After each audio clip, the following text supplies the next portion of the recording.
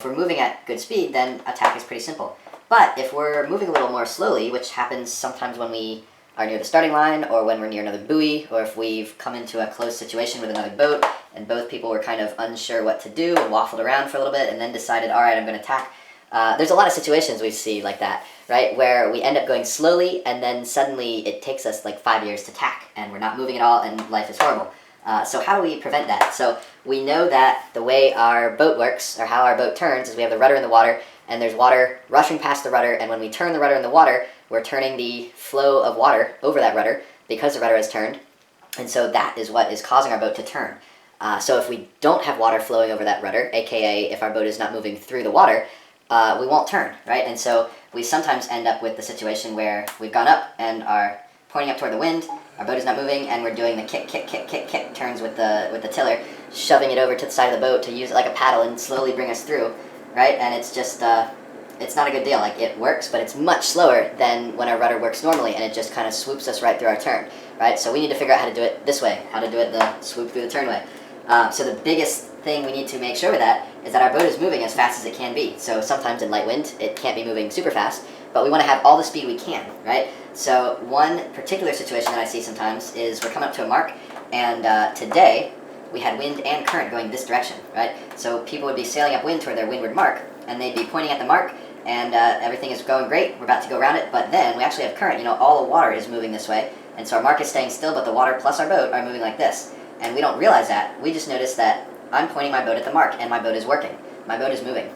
But as the current moves us down, we just subconsciously keep pointing the boat at the mark, and so our angle comes like this. Here's close hauled, and we slowly are going down and down, and we're slowly pointing further up because we want to hit that, we want to get to that mark, but now we're above close hauled, and we're not really paying attention to that. When we finally notice it, we're pointing so high in the wind that we cannot turn, right? So we're not able to tack. So what we need to do instead is realize this is happening because we know how to read our sails, we know how to read our jib. We got to realize, okay, something is causing me to miss the mark. It's okay if we don't even recognize that it's current, just understand that something's making it not work. So what I have to do is make sure my boat is still moving, then I will tack, and then I will get around my mark.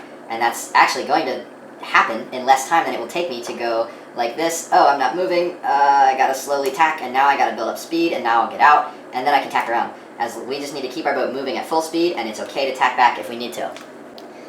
The other one I'll see sometimes is coming down to a leeward mark.